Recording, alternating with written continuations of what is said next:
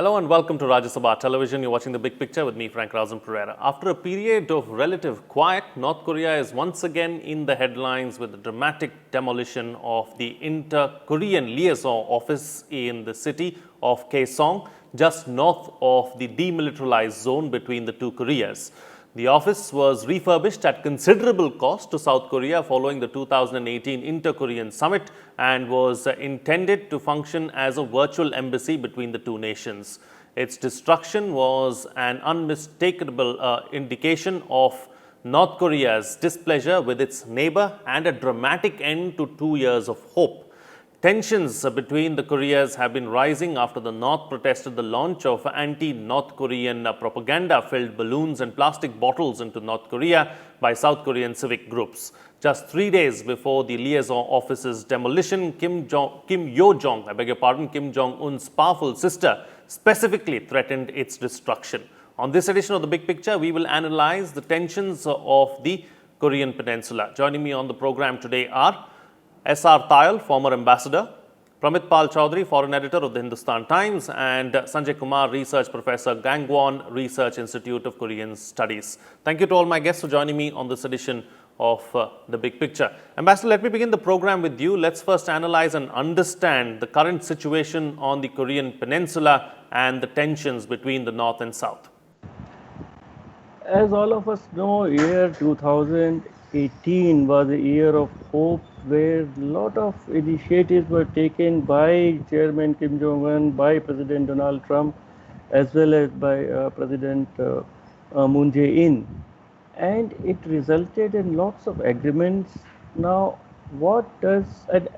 first thing is that the pace of all these negotiations is really being controlled by North Korea, by Chairman Kim Jong-un. And by his actions, whether it is missile firing, whatever it is, it controls the agenda. North Korea controls the pace, but it has not been able to influence the outcomes. Because what exactly is North Korea looking for? Regime survival, everybody knows. At that point, they want that economic sanctions should be eased, which are crippling their economy. And also, somehow, South Korea should be able to extend help of assistance, economic projects, etc., despite the sanctions and defying the United States. That was the expectation of Chairman Kim Jong-un from President Moon Jae-in. When the agreement, Panmunjom agreement, and the 2018 very detailed 20-page document on defense, how situation will be eased and tension will be eased on DMZ, and actually things happened. Lots of border posts were demolished and there was a general easing of tension.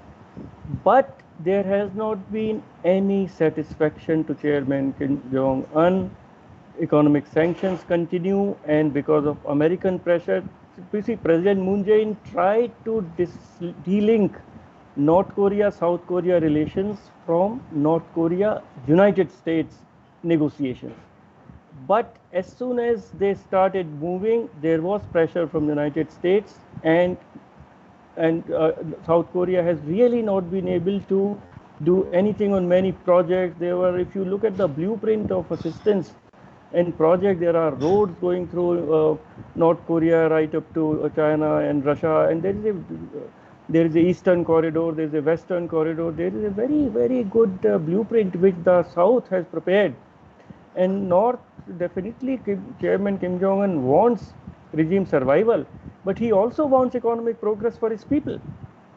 But now United States has stalled the entire process, and this is the way of Chairman Kim Jong-un to come back to the limelight. But here I would like, it's my own thinking, that the invisible and malign hand of China is behind this timing, because the timing is very important. Why suddenly now? Because China is feeling under pressure and it wants to create pressure points for President Trump, particularly United States and the rest of the world, so that China again comes into play as a benign intermediary between North Korea and the rest of the world. So the timing, in my view, is being at the instigation of China, which is, and of course, the dissatisfaction and frustration of Chairman Kim Jong-un. There are very valid reasons for it. They, after all, stopped testing. They are not testing. They have not had nuclear tests. And what have they Right. got in return? Nothing. Okay. This issue of timing, I'm going to take it forward with you, Pramit. So what is your take on the timing really? Why now? Why at this juncture? Well, we can only hypothesize because we don't. North Korea is is a black box inside a gray gray shroud, inside a very dark hole. So very few of us actually know what's going on. In fact, almost nobody really knows what's going on within the Korean system. As the ambassador has mentioned, the Kim and Trump had been able to at least break the impasse of the past, where China and they held the Singapore meeting, and whatever else Trump did lay out a new opportunity that instead of getting caught into the old sort of system, you must denuclearize and we will not or we will sanction and so on. He did sort of break that through. He then, as has been mentioned, nothing very much happened, and eventually the Americans went back on some of that, especially under the influence of hardliners like John Bolton, the former NSA, and so on in the government. But the Trump hasn't completely given up on this, and you'll notice that he still talks about Kim in a manner that I wouldn't mind still dealing with him. But obviously the Americans are distracted, and so potentially the Chinese or the Koreans themselves have decided that this is an opportunity. America is in an election, is fighting the pandemic. This is an opportunity to assert themselves and remind America, if you wish, about the offer that was there. And potentially even try, because if their assessment, most countries' assessments, is that Trump is looking for some sort of a diplomatic victory before the election, whether it's troop withdrawals from Afghanistan, his bizarre offers to mediate between India and China, or potentially resume North Korea, his North Korean dialogue. Another scenario is that this is driven by domestic situations. You remember that after an initial panic about the COVID pandemic, Kim Jong-un then disappeared for a while, then eventually was found at some coastal resort that he had gone away to. He seemed to have had some sort of an illness, something we don't know, a medical problem, and so on. But now you mentioned his sister, who has been hanging around in the background for quite a while, has suddenly asserted herself. We don't know much about Kim Yo-jong, but it is not uncommon for Korean leaders when they begin to assert themselves within the political framework of North Korea, take extremely hardline positions to show that they are not weak.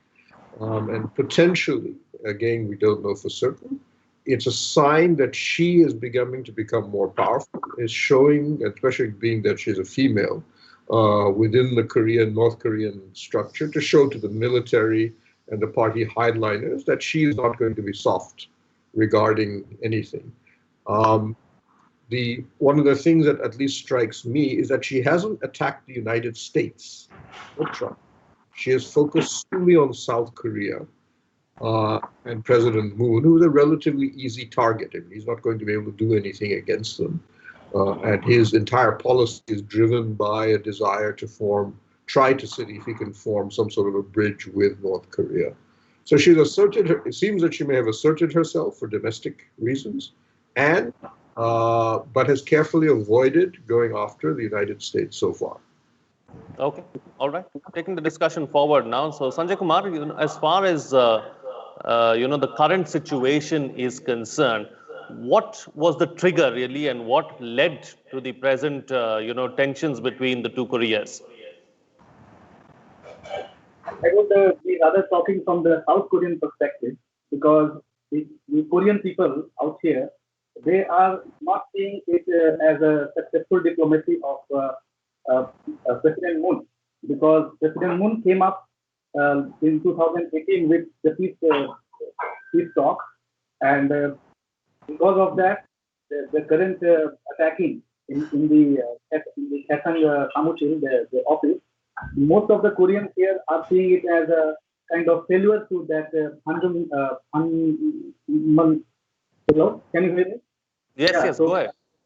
Panmunjom declaration failure is being seen from the South Korean perspective, and they are seeing it because the South Koreans are not very much interested, especially the young generation. They are not very much interested to see some kind of support in the form of aid to North Korea, and they were foreseeing Moon Jae-in government's policy to come up with some kind of financial aid, and because of that, many Koreans are not very satisfied, and they are very fearful.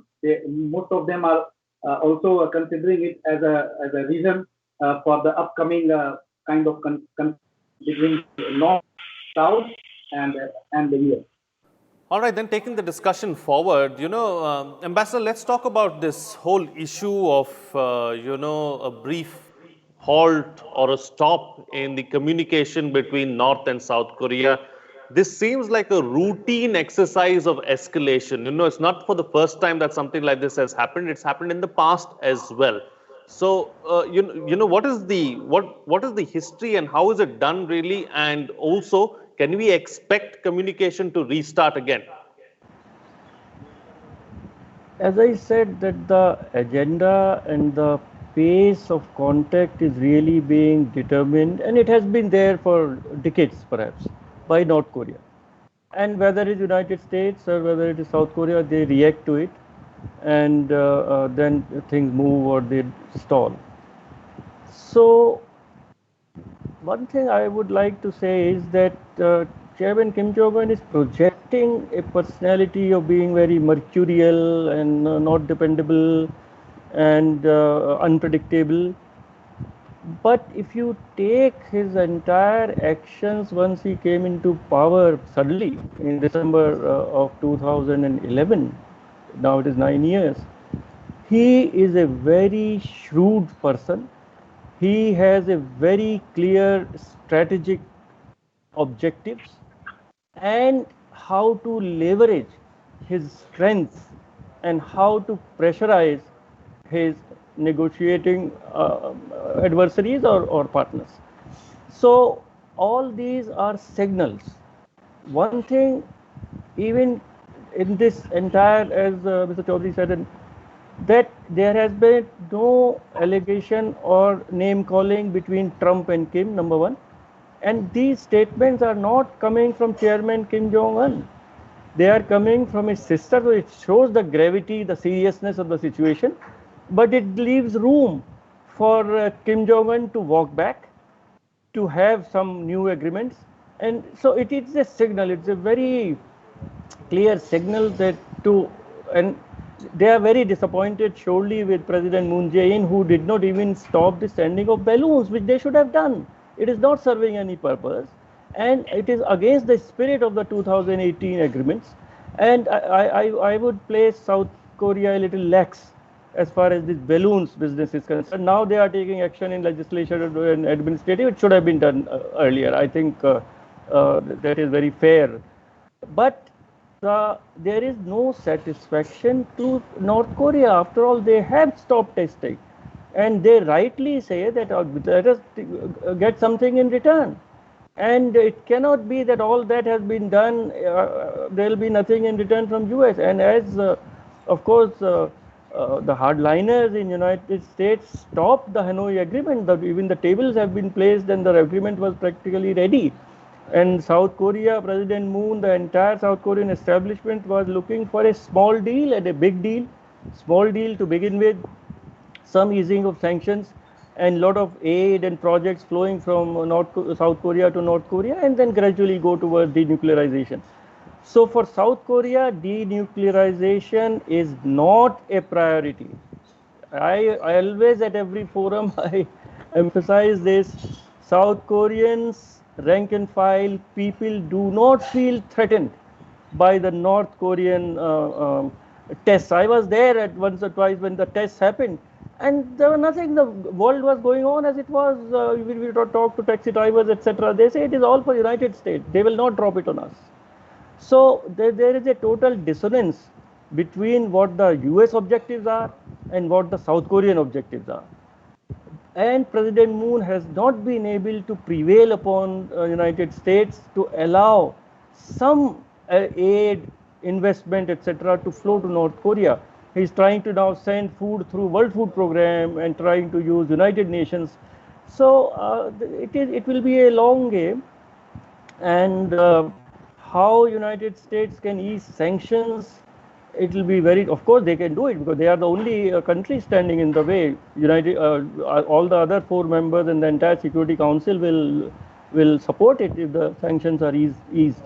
But I don't really see that happening soon unless something very dramatic is offered by North Korea, which is really not on the cards.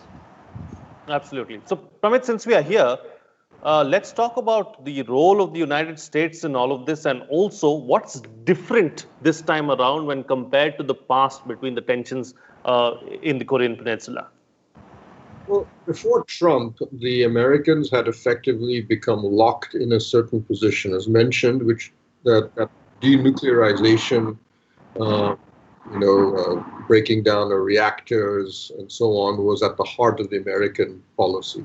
So in effect, they tied the sanctions and other diplomatic niceties to the issue of at least a phased denuclearization, and even things like the abolition of the missile programs and so on and so forth.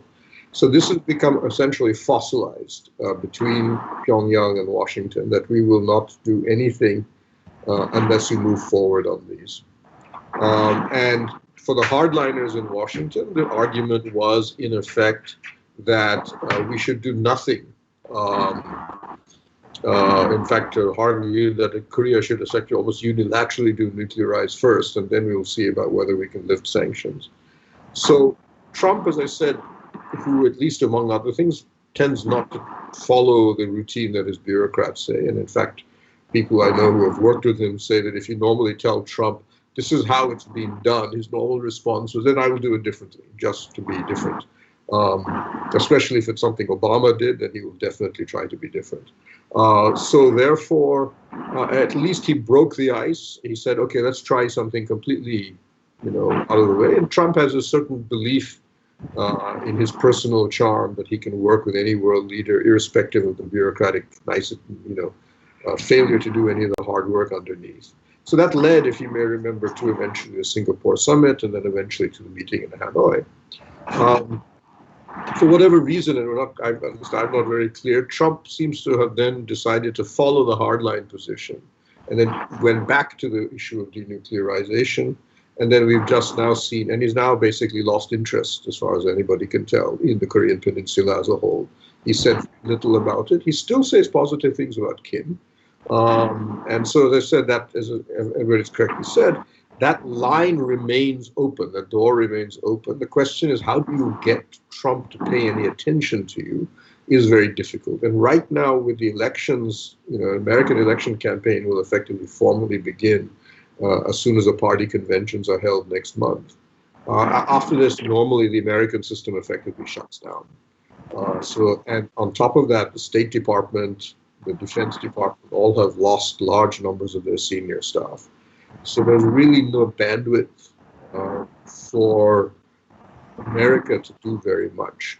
I should add that the Koreans also realize, I would argue that North Koreans realize that when Trump is not focusing on them, this automatically means that the establishment, the bureaucracy, whether the Pentagon or the State Department or the intelligence agencies, effectively recapture the policy.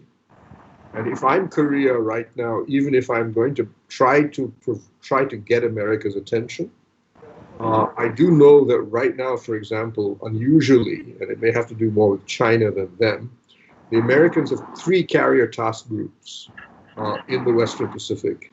That's not happened since the last Korean crisis of 2017. I mean, America has 4 carrier task forces right now present in the world, and 3 of them are effectively off the coast of Korea. So even if nothing else, given the Koreans anyway tend to be the North Koreans tend to be a little paranoid, they would be wary of attacking the United States at a time when an enormous degree of firepower is effectively lying on their horizon. Really unprecedented, the amount of firepower And almost every forward deployed submarine, an estimated 10 of the nuclear ballistic submarines of America, are all in the Western Pacific. I don't think it has to do with Korea. It has more to do with China. But for whatever reason, if I'm sitting in Pyongyang, I'm going to be very careful. Okay.